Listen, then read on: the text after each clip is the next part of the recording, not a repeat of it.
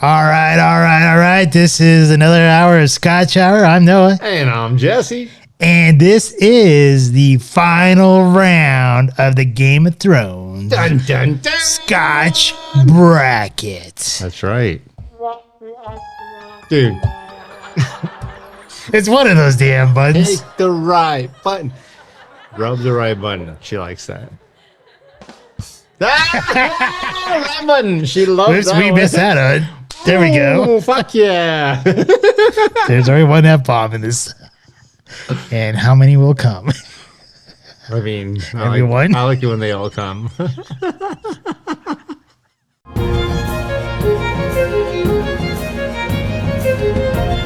Scotch Review.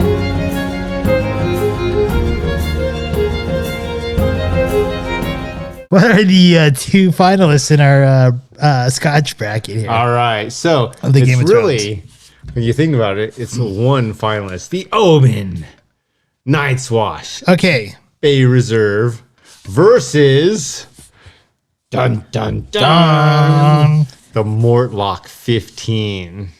Awesome. So I guess if we were really to say, like, the Oban is the finalist of the original 8. The finalists of the original bracket facing off the Six Kingdoms Mortlach 15 single malt aged Scotch from Highlands. Oh, I thought it was Speyside. From Speyside. Is it Speyside or is it Highlands? Now you got me all confused. I've got Speyside. Okay, it is Speyside. So Mortlach is Speyside from Dufftown. The Dufftown, yes. And Oban is Highlands. Yes. All right, so here's what I got on Mortlach. Little Bay, yes. Tell me. So it is Speyside. The 15-year is in was done in cherry casks. Yes. Ex-bourbon cast, too. Yes, an ex-bourbon cask. Okay. It was Mortlach was founded in 1823, and it was the very first legal distillery in Dufftown. Yes. In Dufftown, not all of Scotland, but Dufftown. Yes, and in 1897, it doubled in size. And in 1901, this is when they started their 2.81 distilling or whatever they call it, distilled malt. Distilling. And then 1923, that's when they joined up with Johnny Walker. In 1986, that's when they became part of the, I guess, kind of like the whole realm that's part of Diageo and stuff like that. Oh, yeah. And they've actually been playing a part in some of the finest blends. So it looks like some of the blends have been using Mortlach. And I think you were telling me that, and I could be mistaken, but Mortlach is trying to make a name for itself, though, here recently, right? I think so. And going on a big advertising campaign. Yeah. Yeah, absolutely. They have Brought to you by Mick Ultra. What were you saying here about the ad campaign here going on? No, with yeah, Mortlach? absolutely. Mortlach's been really trying to make a name for themselves. And it's interesting, too. They've done a lot with the bottles, with the packaging, which it makes sense. We've talked a lot about that ourselves. Studies show that 30% of wine purchasers buy wine simply based on the label. You're never supposed to judge a book by its cover. Yeah, but we all do. Oh, So by Mortlach, Mortlach. much like many of them, though. I mean, look at this bottle. This is a pretty sexy bottle. It's a sexy bottle, but I kind of like the black and silver. Black and yellow, black and yellow. Although I am a CO buff and I am wearing black and gold today. Black So and yellow, black and yellow. You could say this was like predetermined. it probably was. Yeah, your even hat's got some gold on it. I see the hair. Trumpkin. All right. All right. So we talked briefly about the Mortlach. We got Speyside. We've got Yeah, do we need a quick review, like a little bit of history of Oban? Or we got that? Let's do this. A little bit of history of Oban. Go for it, bro. Okay, 1794. That's when it Older. started. 208 steps from the sea. Traditional mash tons. Highland. Never been moved or expanded. It is in Highland, Western Highlands. It is one of the smallest whiskey makers. And Oban is Gaelic for Little Bay. There we go. Yeah, a little bit. All right, we're all caught up on the 2 different distilleries. Here's what you really got to face. In our past Scotch Hour tributes to Scotches, tastings, Oban, predominantly positive. Mortlach. Wah, wah, wah. That's right. That's the noise. So, But Mortlach, we only tried the 12, so. yeah. So we're going to give it an extra 3 years. We're like, hey, she was only 21. Now she's 24. All right. Which one of these bad boys we're going to open first? The Mortlach, because Might as well. Let's get this bad boy open and try it out and look All at right. the color and stuff. we've got actually a very handsome gold case. You know, I actually Three-eyed. like the label more than the casing. Oh, man. Yeah, this label's pretty good. I like the all black label with the gold. Yeah. You know, can you believe that we are actually at the final end of this this whole venture that we did with the Game of Thrones scotches? I can. And the other thing here to really kind of consider with this Game of Thrones scotches, like a full collection, if you go looking online for this, you're probably like looking at spending somewhere between anywhere from 14 to $2,000. Money is no object at Scotch Hour. No, just in case like the people were looking for it. Yes. Oh, I like the way she sounds. And oh yeah. Also, a very handsome bottle. You know, we've got these two. Both great looking bottles. Let's see, which way are we going? Well, Oban definitely has the better coloring in my opinion. It has like the darker amber. You know, it's interesting to me. But the Mortlach has like a nice kind of like light gold to it. Oh, the nose on both these beauties. Yeah. It's not as close as it was Lagavulin versus Oban. Lagavulin. Lagavulin. Lagavulin for our one listener. Didn't she Yeah, say for our Bulin? listener who says Lagavulin. Lagavulin. Man, there is some similarities here. I'm just going to say the only thing I can say right now from the Mortlach with the nose for me initially is a little more that apple. I don't really get apple. I do get toffee though. I get some vanilla and toffee. I get vanilla and apple. I'm not getting the toffee yet. Maybe on the palate. For me, the Oban just very, very, very slightly darker. Another thing to note, the Oban, 43% alcohol by volume. The Mortlach, 46. You know, I'm getting like, when I say vanilla, it's more like vanilla bean. Mm-hmm. With some slight toffee and some dried fruit. I don't know, when you do that, I get more of that smoky oak. The oak really pops with the Mortlach with that. All right, man, just going for it. Mortlach, here we go. Helicopter it. Oh, yeah. And it has a lingering baking spice or something. After cleaning our palate with the water.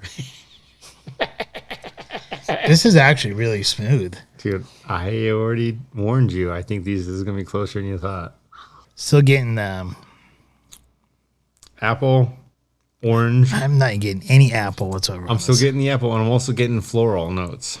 I'm not getting any of that. Like I do with a very medium, I will say, men's cologne. Or a very powerful, like Dolce & Gabbana female cologne. I'm really getting like, in the front part, I'm getting like more like vanilla bean with some mid palate being like more like dried fruit, finishing up with toasted oak and lingering spice. Dude, the finish is definitely long. It's a long and it's Medium. a lingering spice. And sweet. And you're not wrong. It's definitely spicy. The question is now, is that what we're looking for when comparing these two? I'm not like, hey, I'll tell you what. From the Mortlach 12 to this Mortlach 15, Huge difference. huge step up. Like Huge.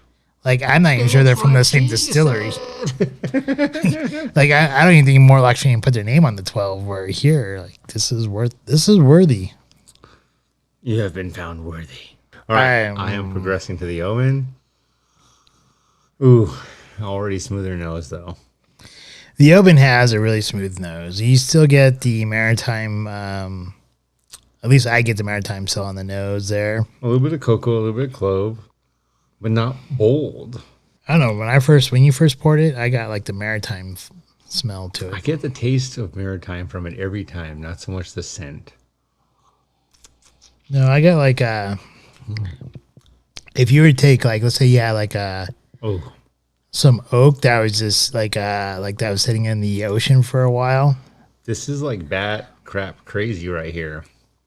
I know I love this, but it's not. There's no huge difference between this and the Mortlach. I think there's a huge difference. The Mortlach has a stronger finish. Mm-hmm. Does she like that? That's the end question. Who's the she you're referring to? I mean, ultimately, at the end of the day, a female took the throne in the Game of Thrones. Does she like that? Oh. All right. Who ended up winning the Six Kingdoms? The cripple kid. When you really look at it, man, the Mortlach is very mild in color, very light amber versus a medium with the Oban. This is a tough call. I already know where I'm going.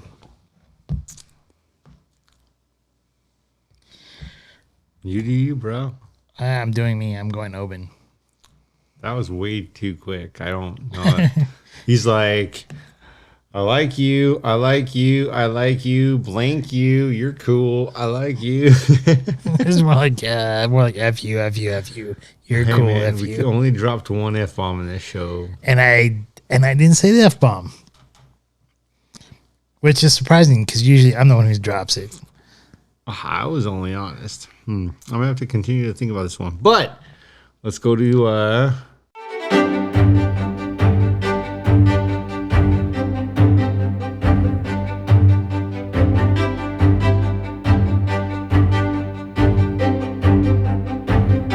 It's time for our shout-outs. Casey and her boyfriend Dylan made us this marble cake. Hey, you, not us, you. No, it's for us. And thank you guys very much. That was very kind. Thank you, Casey and Dylan. Casey, Dylan, please make sure you guys subscribe, like, and share with a few friends. And have them subscribe and like. And, Casey has mentioned on more than one occasion she wants to be on the podcast. And I think we're going to try to make that happen. I think it's appropriate. That's scary.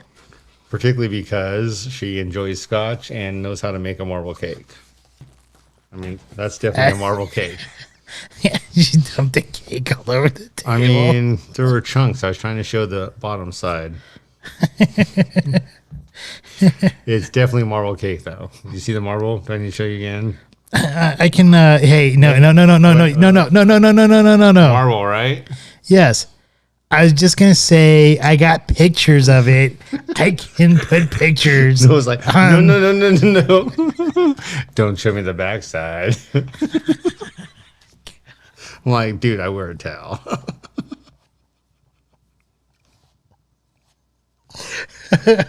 All right. Do you have any other shout outs you want to give? Yeah, absolutely.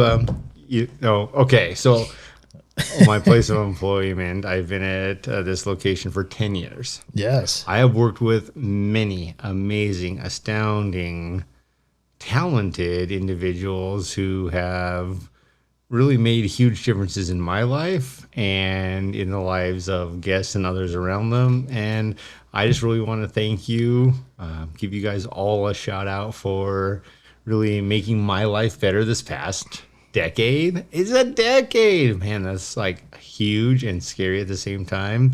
But I appreciate. Wait a second, I gotta stop you there. You were at one location for 10 years. Yeah. Okay, how many people even work at one job there's got to be like a fraction of a percentage. Yeah, most people's like average time at a place is 5 years or less. I'm at 28 years with the same employer. I love that. Okay, so you can continue. I'm just saying, like, that's just like effing crazy. It's pretty wild. That's one of the reasons I'm still with this employer. It has worked for me. And you know what, though? At the end of the day, and this is true, and this is, sometimes difficult and sometimes easy to say because, man, it's real. I've had a lot of great bosses. And this most recent one is one of the, I would say, like, from a good heart standpoint, one of the best people I've ever worked for. And, we've talked about this. And I mean that, like, from a good intention standpoint, she has been great. So I won't mention her name because I don't know if she'd want that. But nonetheless, she knows who she is. And if she were to ever watch this podcast, I doubt that. But if she ever were to, thank you for being a good person. And I mean that. That in itself is rare. I think you're right. I think good. I think good people. I mean, nice people, good people. Like people with only good intentions. No matter what, you can mark everything else off the book. Good versus bad. She's a good person. Well, I was just gonna say, just in general, like in our society today, just to come across a good, genuine person is really hard to find anymore. I've been lucky the last several years working for her, with her. And I say both of those because she has been my supervisor, but at the same time, she always made me feel valued in a sense that I was working with her and with the whole team. Man, one of the gentlemen I've worked with, again, I won't mention his name, I've worked with on and off for 2 decades. Damn, it says a lot about, there it is. So that says a lot about my employer either way, and it's nothing negative. It's only positive. So if they want me to, remove this at some point in time, nonetheless, hey, thank you. And I've worked on and off with him multiple locations, 3+ locations, and I have loved it, man. Shaun of the Dead. That hug was one of the most meaningful I had today. And man, good for him.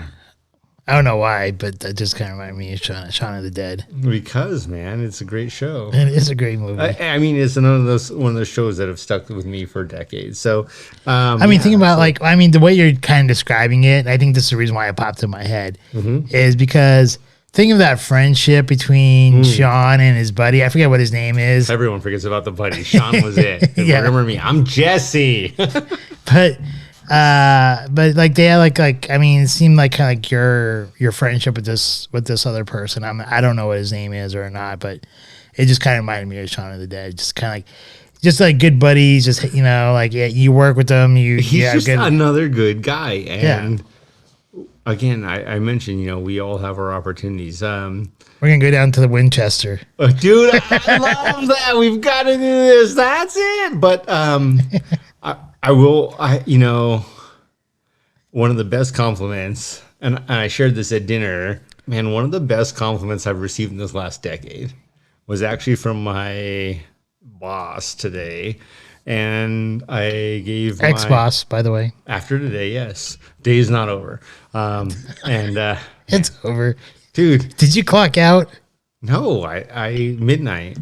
And I'm still answering the phone. If you need something, you hear me. No, he's not. He's not going to make it anywhere. You're not going to see this for 2 weeks, by the way. But the whole point is I wanted to give a honest and meaningful, quick farewell speech, and I did. And she mentioned that she thought that was the best goodbye or farewell speech she'd ever heard. And I think that was very honest. Well, I'll give it a shout out to Casey telling me about her making the marble cake before she presented it to you, and definitely making me laugh because that was hilarious when she told me about it. I'm gonna miss her. She is another one. She seems like a cool person. Like I only know her as a person who views our podcast. So, she ended up following me on Instagram, so I do appreciate her giving us some feedback on on the show, but also like dropping that comic relief that definitely made my day the other day when she told me about it. I was definitely cracking up. Pretty good. Energetic, positive, fun.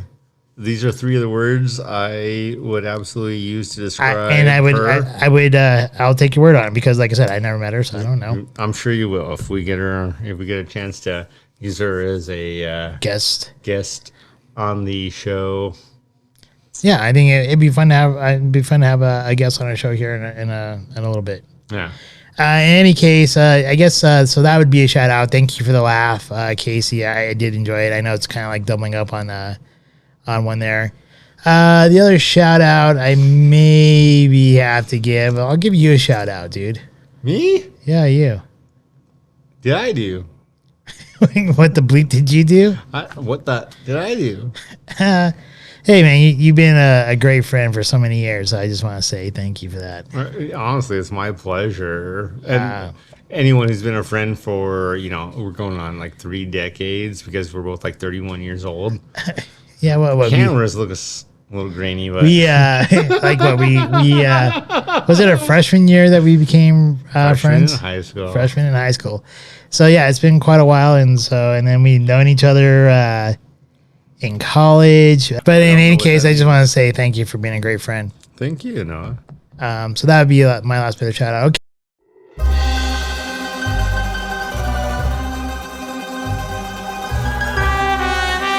Restaurant Review.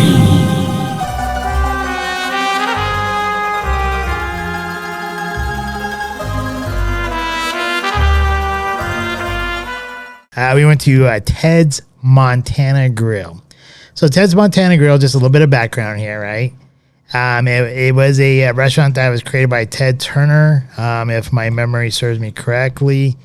One of my friends from college, he was a corporate trainer for them way back in like the early 2000s when it first opened up.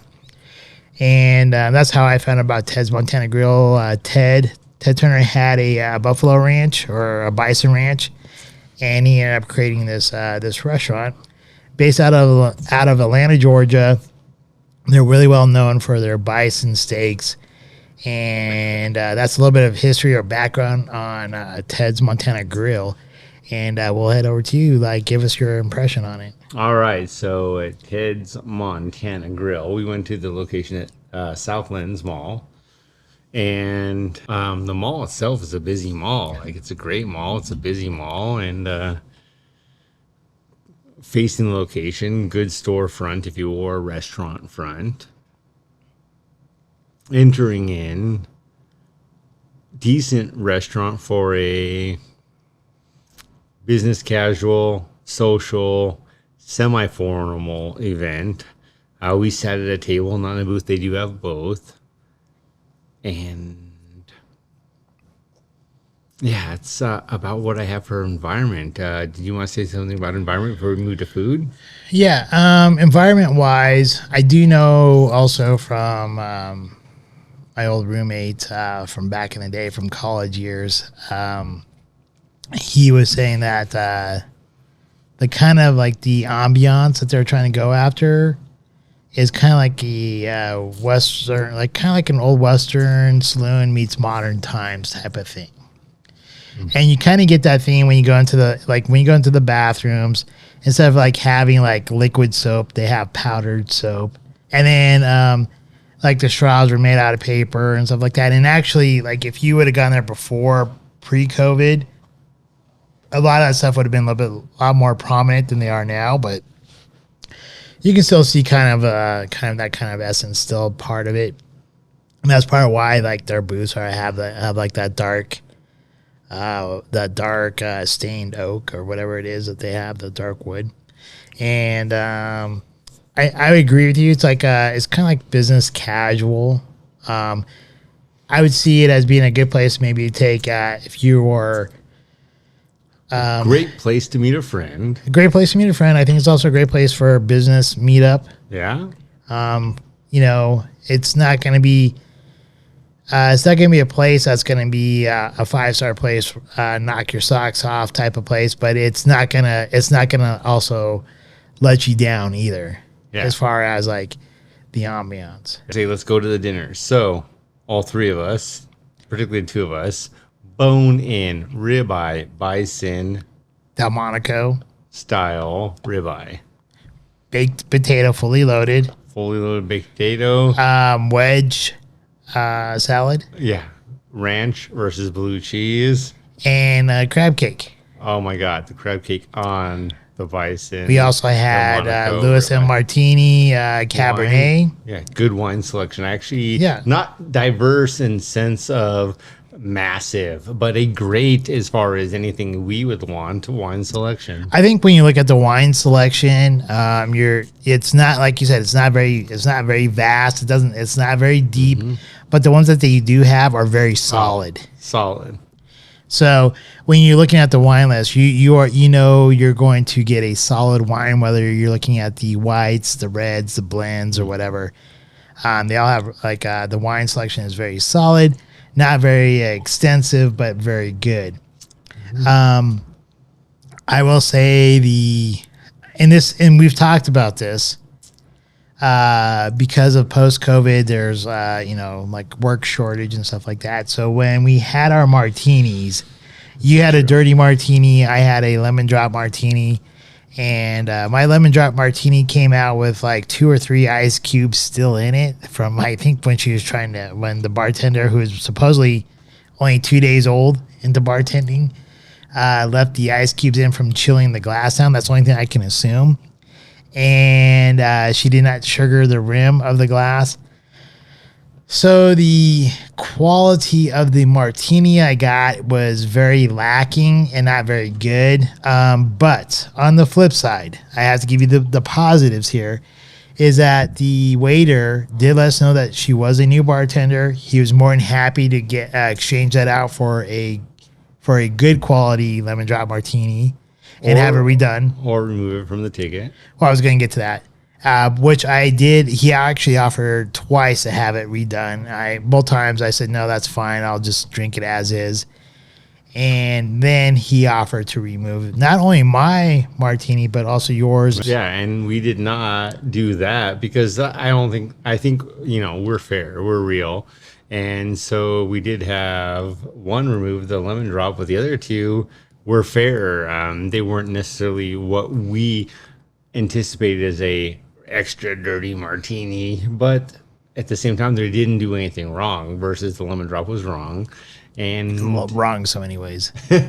removed from the ticket. Jason, the waiter, absolutely took care of us. Yeah, Jason did take care of us, so that was awesome. The ribeye I thought was phenomenal. I thought it was cooked to perfection. It had the right amount of salt that you need on a bison steak. I think we all ordered ours medium rare. And actually, I think it came out closer to rare than medium rare, which is actually probably more preferable to me. Because when you go to most steakhouses, you ask for medium rare. Sometimes they come out a little bit more pink than what this one did. And I actually like that it came out a little bit more rare. Yeah, mine was definitely on the more rare side. Also ideal for me. A little bit of the silver still remaining, and that's to be expected when you're dealing with a bone-in ribeye. I didn't mind that. All three of them cooked well. And one thing Not like well as in temp, but like well as in like style. quality wise. And Jason, waiter, as we were getting ready to enjoy these, actually took a minute to make sure they were all cooked right to temp. Yeah, he even hung around to make sure we cut into it, make sure they're right temp. And kudos to him. That's a great way to really make sure you let us know, hey, if you need anything redone, anything fixed, he would take care of it. But no, we were good. Yeah, I thought they did a good job with at least with mine. They did a great job. I do like a good wedge. My wedge salad came out really great. My wedge salad was perfect. Blue cheese was quality blue cheese. It wasn't some runny salad dressing. A loaded baked potato is a loaded baked potato, but I thought they did a good job with their loaded baked potato. And then lastly was the crab cake. Oh, I loved the crab cake. I know there were some discrepancies here. For me, the crab cake was great, but I can understand it wasn't a true Maryland style crab cake, which they related to in the menu.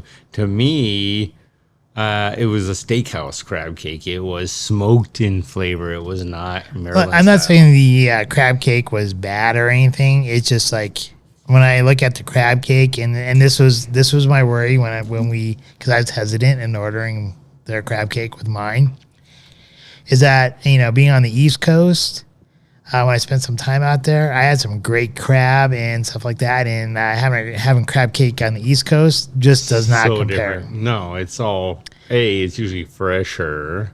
When they catch the crab has a unique bacteria upon it where they have to cook it pretty much instantaneously or flash freeze it. And because of that, when you're at that point, wherever that is, you get the best crab. And yeah, a true Maryland crab cake to die for. Yeah, and that was my thing. That was my hesitation there. It's also, but I also have that same kind of hesitation when I get like a lobster bisque or something like that out here. Agreed. And I mean, who doesn't like a great lobster bisque? Well, people who don't have taste. Not people who watch Scotch Hour. Also, if you watch Scotch Hour, life is great. You let me know immediately. Life is great. We can fix this. You got environment, and I think for environment, for me, it was probably an 8 out of 10. So you're saying I would go 8 out of 10. I think that's fair. Yeah, I think that's fair. It was good. It was really good. Nothing negative, but nothing that was over the top. And 8 out of 10 for me is actually great. It's just not outstanding. And the next piece, which is service for us, I think Jason himself, and you made this comment the last time we were at Reese's or Richie's pizza place, the bartender kind of failed them, but the waiter, or in that case, the waitress, made it right. So service was also for me an 8 out of 10 because I'll concur. Yeah, like the bartender kind of flopped it, but the waiter made it right, and no problems there with me. The next piece is the food. I'm gonna give it like a 9. I thought it was pretty good. For me, the food was, I'm gonna go with an 8 again, only for one reason. When I want a 16-ounce bone-in ribeye, I want it a little bit thicker. I don't care if it's as big. I want it thicker, and that was my only. You have a little bit of point there. I actually wanted a little bit bigger bone than what I got because that's what I mean. It wasn't as thick as This was a 16-ounce ribeye, and it didn't. Well, feel I was okay with like the thickness of it. What I didn't like is that my bone was like this big. That's what she said. But also, it was an Asian. The other thing is, okay, so here's the final piece, the value, the price. When I look at that piece and I'm like, man, this place, Ted's Montana Grill, was literally the same price for us as the Buckhorn Exchange, where that was phenomenal, like service, phenomenal food. I'd say the food. They were smaller portions, but we had venison and bison. So, I mean, if you're doing comparison-wise to Buckhorn Exchange and Ted's Montana Grill, yeah, Buckhorn Exchange is going to win out. 10 out of 10 times is winning that. The environment, the ambiance, that blows really Ted's. The service, all of it blows Ted's out of the water. The food blows Ted's out of the water. But convenience and comparativeness to everything else that's around us that we've been to other than the Buckhorn Exchange, I would say Ted's is probably, I don't want to give it a solid second, but like I said, if you're doing a business dinner, and you have people coming in from out of town, it's not going to be a bad place to take them to. So I think, do you have like some kind of weird like skill here? The final piece is first date. Yeah, first. Yeah, it would work for a first date. Second date. Yeah. Could work for a second date. Honestly, I think out of those three, I think it could fit all three. Yeah. So definitely good for a first date. Definitely good for a second date. Definitely good when you're trying to get romantic in between the sheets, so to speak. And then the next piece is like total upper class. That's the one area where I say it does still.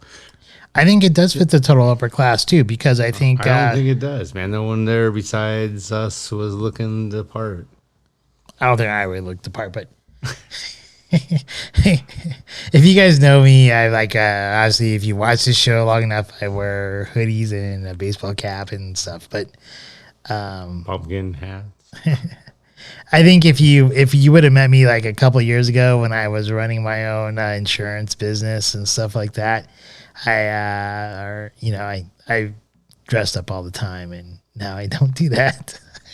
But any case, I still have all my button-down shirts and stuff, and all my ties. And He's everything. gonna fit back in them. Yeah, I'll get back. I'll eventually start wearing all that stuff again, and we'll get back to where I was.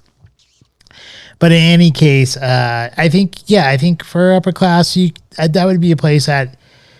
Here's the thing. I think if you're looking at middle class family would probably go to some place like Red Robin, or maybe Chili's or something like that. Here's what's crazy. And I think if you're taking comparison wise, like I mean, I would have no problem if I was upper or even upper middle or upper class. I'd have no issues taking my family there for a decent dinner. Except for the fact that you're gonna spend $20 per person for a mediocre dinner, not a decent dinner. I thought it was a good dinner. No, I'm talking about Red Robins. Oh yeah, well no, I mean, if I was middle class making somewhere between 50 and 80,000, I guess Red Robin's okay. I'm gonna take the 50 to 80,000 right off the table. Red Robin is okay. Yeah, it's okay. I mean, Ted Montana's Grill was good. Man, in any of those situations, if you have the choice, I'm gonna go to Ted's over Red Robin. Buckhorn Exchange though, the same price. I get what you're saying though. I'm just saying like convenience wise, sometimes it's not always convenient to go down to Buckhorn, and because it's also tough to get in sometimes, right? Like Buckhorn Exchange, you're not gonna like make pretty much a reservation in like 2 hours beforehand. Right, I definitely don't try to do that. We didn't even have to have a reservation tonight for Ted's Montana's Grill, which was nice at the same time. That's why I'm saying like I can see someone like in an upper class who's going there and taking their family there. That's not an issue. Yeah. I also get your point though. If you're talking price point, you're talking Buckhorn Exchange is better quality, better ambiance and all that stuff. But also I'm not going to take kids there either. Right. My whole point at the end of the day is I'll take kids to Ted Montana. First date, yes, both. Second date, yes, both. Third date, between the sheets, goal, yes, date. Fourth date, possibly formal. I would not go to Ted's Montana Grill for formal. I would absolutely still go to Buckhorn Exchange for a formal event.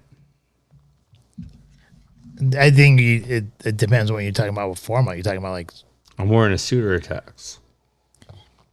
I think once again, for business purposes, Ted Montana Grill is just fine. So you could wear a suit there. I'm not saying you couldn't.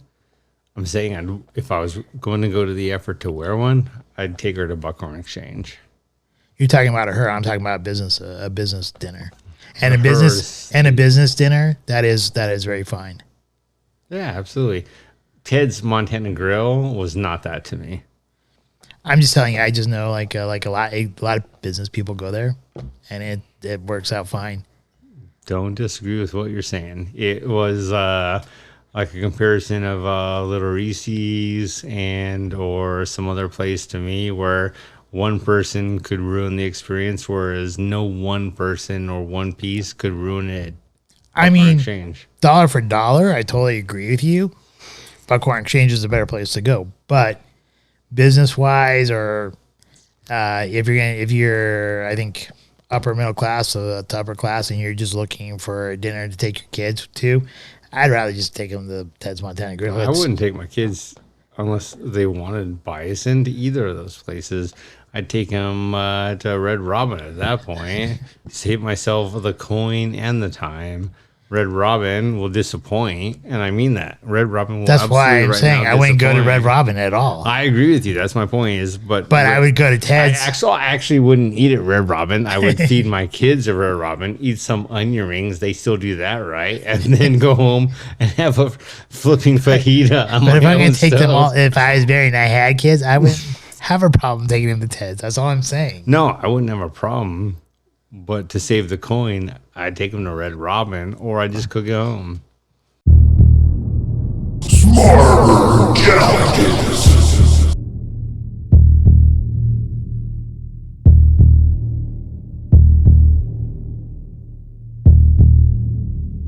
All right. All right, what's our smart challenge? Smarter challenges. Which god is the greatest and most moral? Zeus, Poseidon, or Hades? None of them are moral. I mean, we've got to pick a name from the hat and then base our judgment. Make a quick argument. And I mean that by quick argument on which one is the best. So let's do this. Here. Oh, that was fucking cool. There's two. Two Fs. There you go.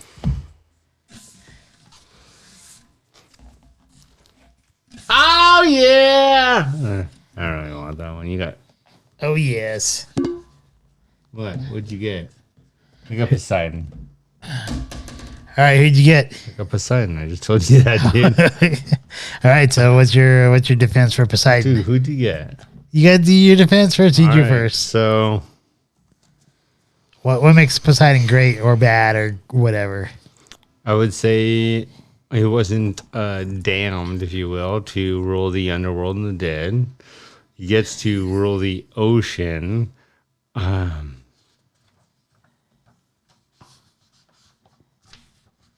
His strength is that he's super versatile. He is absolutely my water sign of Pisces, Aquarius, whatever you want. He's super versatile. He's super adaptive.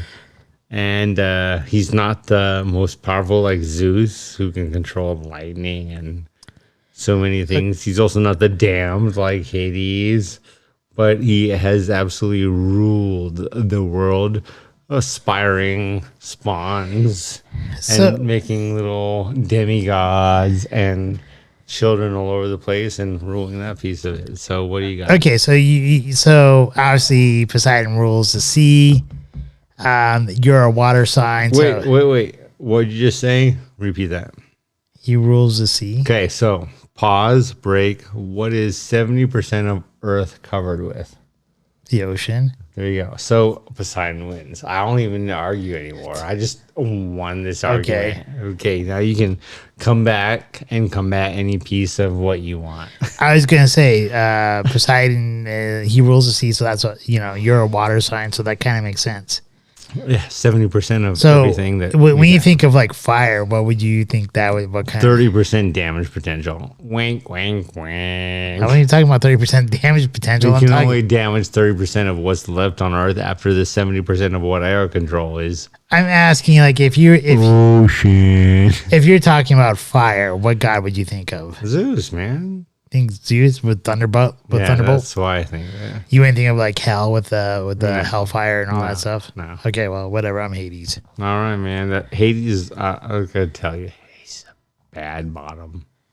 So Hades is actually the oldest brother of all of them. He's the oldest, and I think if you're going to talk about morals, really none of the gods are morals. None of them really set any great standards. If you look at about standards, it's about who controls the most. Well, think about this. 70%. I think if you think about it, like if you look at leaders are supposed to lead by example or whatever, but like what kind of example do these Greek gods really set for humans? But just not a very good example. When you look at Zeus, he like sleeps around. You look at Poseidon, he sleeps around. And then you look at Hades, which oddly enough, he didn't really sleep around, but what he did do is he pretended to be what's her name? Persephone. Persephone. Yeah, Persephone.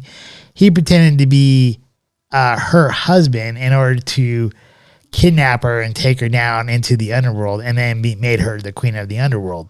Queen of the damned, if you will. Yeah, well, whatever. In any case, but even at that, though, fool her. He was just like, I'm a rock star. but in any case, he did fool her. He pretended to be her husband. That was on the upper realm or the god or the on Earth.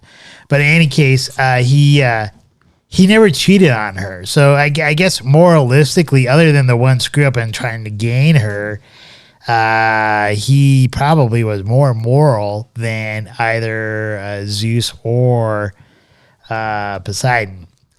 But Poseidon slept around. He was just as bad as Zeus. Not as bad as Zeus. But right here in my notes, Poseidon was too busy ruling 70% of the world to be sleeping around. similar to Zeus, Similar, but not and Zeus. and exerted power over women like Zeus. Yeah, well, that's because he controls 70% of everything. In any case, what? even though Hades did control the underworld, Guess what your body's made out of? even though he controlled the 70+% underworld, where do you go after you water. die? You go to the underworld. Oh, man, not if you were the upper world.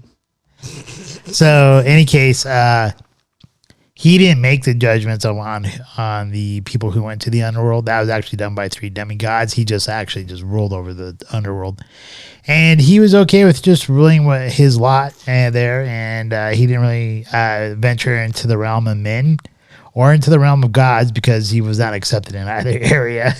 But that was him, and really, I just think, moralistically, if you're talking about a person who is has a set standards, he was also, it says here that he's stern, unyielding, and he's unmoved by prayer. So he has a set standard, and if you don't meet those standards, he's like, screw you. So, and but like I said, the one bad side to him is how he faked his wife and getting her down into the underworld, and then whatnot. And he had to keep her there, he basically made an agreement with her. But in any case, that's why I think Hades was good in that aspect. He was, and I think that talks about moral codes, which is another aspect of our. His wife, though, is also the daughter of his sister, by the way. Yeah, and none of that bothers me.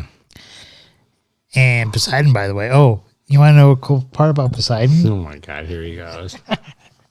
Poseidon. Zeus had X, Y, and Z, but let's talk about the most powerful one, Poseidon, who controls. Actually, Poseidon, he assisted the Greeks during the Trojan War until Zeus told him to stop. And then he also hooked up with Medusa, and they produced Pegasus. Yeah, no kidding, man. I already know that. And also, guess what? Medusa, hot until she decided to be not. Till she decided to turn you into stone. So here's a couple of things. Go. Here's what we want from you, the viewer, to know. Which is the most great god? Poseidon, Zeus, Hades. Let us know what you think. And we're basing this off of 2 pieces, power and morals. And let us know which one of the 2 you're basing your judgment on, because one of the big pieces to us is who has the best moral code. Who do you think had the best moral code without just not defending the one that you For me, at the end of the day, Hades was doing his job and not sleeping around. Second in point was Poseidon. Guy controlled 70% of everything already. Was powerful. Not the most power controlling, but the most. How much air is there around the world? Not 70% of the surface. That's 100%. Air covers 100%. That would make Zeus more powerful. Please, everyone, fart immediately and give Zeus his real power. Hey, Zeus, your power smells like a fart. Okay, so it was here Zeus had to intervene, and it was agreed that Persephone would spend half the year on Earth and the rest in the underworld. So it was 50-50. Not 3 days. But it wasn't a third either, so we were both wrong according to this. I mean, I don't feel like it's really accurate, but I'll just accept it for the time being. Okay. Well, this is from the website Athens and Beyond. Not saying that they're the all-knowing. Athens and Beyond if you're wrong. Below. But in any case, that particular website to solve our particular challenge at this current moment in time, half the time, which I think is incorrect as well, because I thought it was a third, but you said it was 3 days. So Either way, Hades just became weak. Poseidon became stronger. Zeus is only controlling air. No one on Earth. I'll give this to Zeus, though. Power but Poseidon. So Zeus was the one who pretty much led the rebellion and defeated his dad, Kronos. Doesn't matter if you're considering about current time and power, and Poseidon's controlling 70% of everything. God won. Yeah, Poseidon was eaten by Kronos originally, though. No. No? No. Why do you say no? You're talking about Pirates of the Caribbean. That's why I know. I'm not talking about Pirates of the Caribbean. I've been drinking a lot of water. Yeah, a lot of water called alcohol. But sure. Any case, what's your ruling factor here? I know you drink a lot of the Mortlach. This is I know this is easy for you. I won't flip a coin. Reverse my order. Oh, that was a dig at me, man. What the heck? Test in the court. For me, it's Oban because of the heat that you experience at the Mortlach. It's not the heat, it's the spice. No, it's the heat. It's the alcohol that I experience halfway through that carries to the end. Oban doesn't. Oban is still the best balance. And Oban I would say the Mortlach, if the Mortlach didn't have that lingering spice, I would have gone with the Mortlach. No, the Lagavulin would have beat the Mortlach. This, though, the Oban, Night's Watch, Bay Reserve, is the victor of this battle. Which agree. is what everyone wanted. What do you mean everybody wanted that one? From the Game of Thrones. Oh, yeah, they wanted Jon Snow to win. Yeah, it just wasn't real. Honestly, like I said, I think the Mortlach could have won if they didn't have that really lingering spice. That's what I didn't like about it. That burns! Like Poltergeist or The Exorcist or something. I mean, the spice, I don't mind it having a lingering spice, but it just lingered, and it just continued on for a while. And that's what I didn't like about it. Yeah, I'm right there with you. But other than that, I think from the front to the mid to pretty much the finish, it was well balanced and very smooth all the way through. Had great toffee, dried fruit, vanilla type flavors in it, in my opinion. But it was just that lingering spice that just was not doing it for me.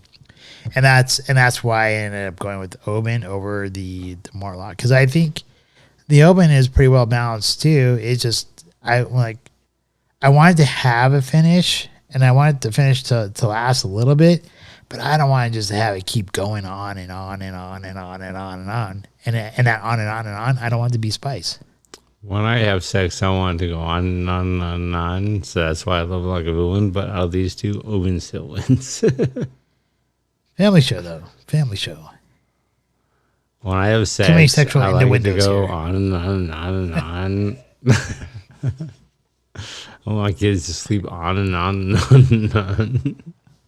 And then I want to finish. All right. Do you have anything you want to say to the people before we close up shop here? Ted's Munch on the Grill, thank you for great food. A good night. And please like, subscribe, join this camaraderie. Next week, we start a whole new venue, a whole new show. Things are going to change.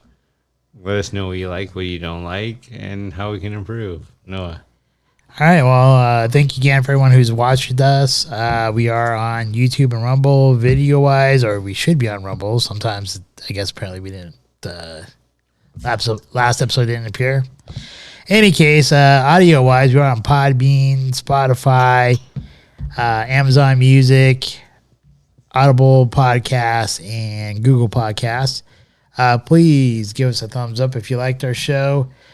Subscribe. Please leave some comments in the field. Let us know what you feel. If you've tried these 2 bottles of wine, which one you like? Or wine. If you tried these 2 bottles of scotches, let us know what you think about them. If you had them before in your past. If you've been to Ted's Montana Grill, let us know what you think about Ted's Montana Grill. And also let us know about what you think, who is the better God.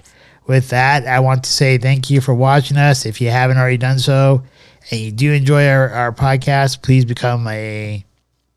They're not even going to see that.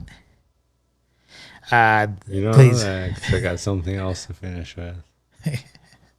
If you do like our show, please become a Patron member. And with that, cheers and have a great night. Hey, what's our next Smarter Challenge? Oh, yeah. What is our... Do you want to decide it, or am I going to decide it? You decide it. All right. You decide, drunk boy. Well, I don't even know what you're talking about. Who's drunk boy? Who was the best James Bond? Oh, and why? And then once you decide who was the best James Bond, who was their best movie? That's it. So who's the best James Bond? Why? And which of their movies was their best? Oh, that's a great one. Yes, yeah. Ah, snap. And then we're going to have a great Scotch next week. Like for those that are weary, don't tune in. It's probably going to be a $300+ bottle of Scotch. I've procured a lot, and we're going to damn it. That's the second F-bomb.